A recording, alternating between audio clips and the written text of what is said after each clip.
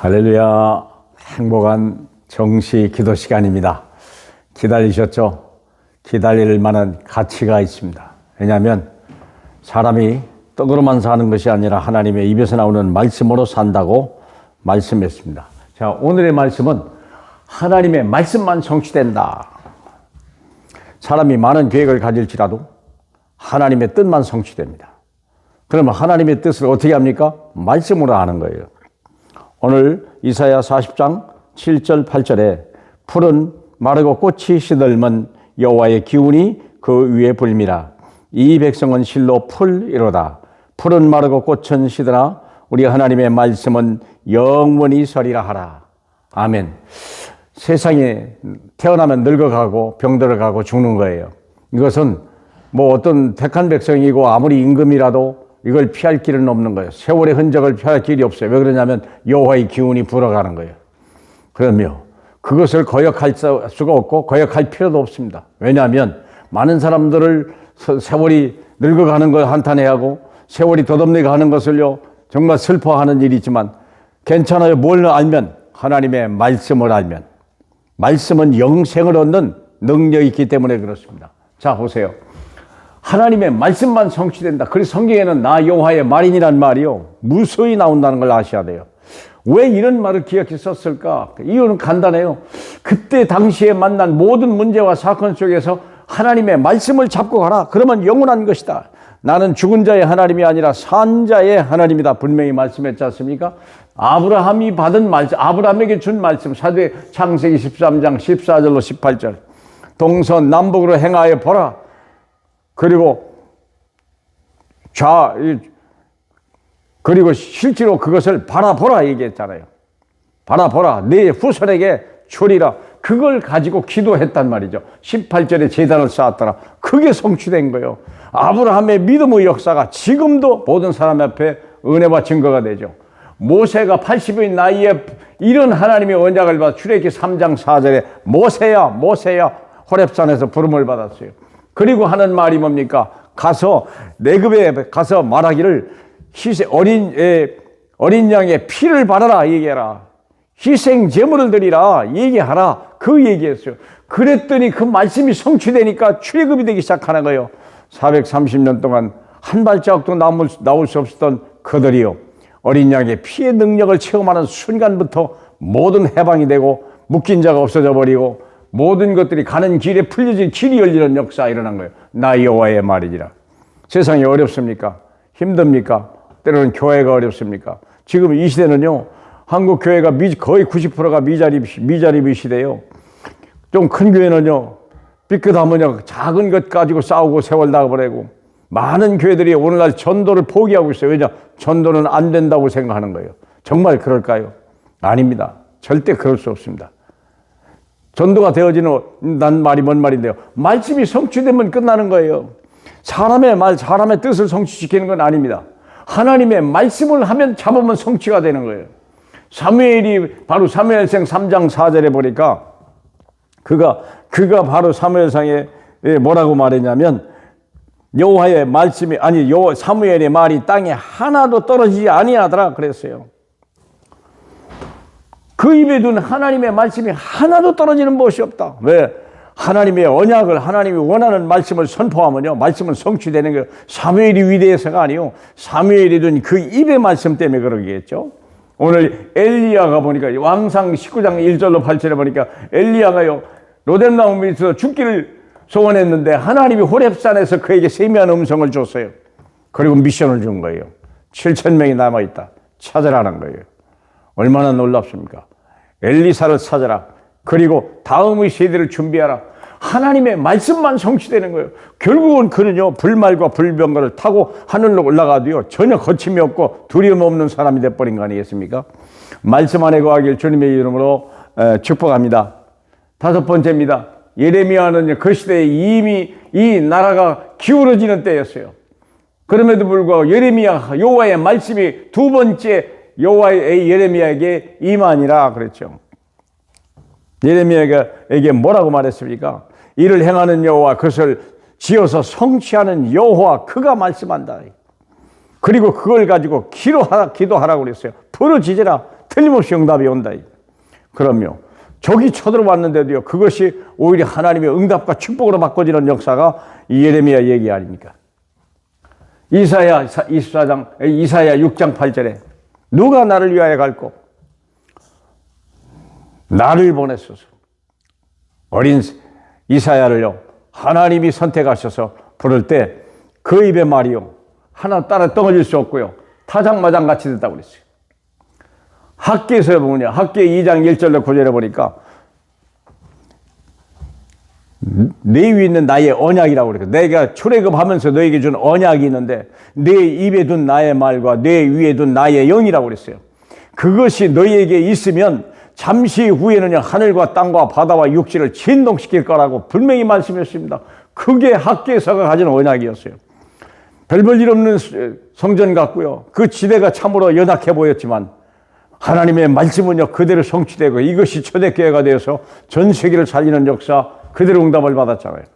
바울에게는요. 사도행전 9장 15절 가라 너는 내 택한 그릇이다.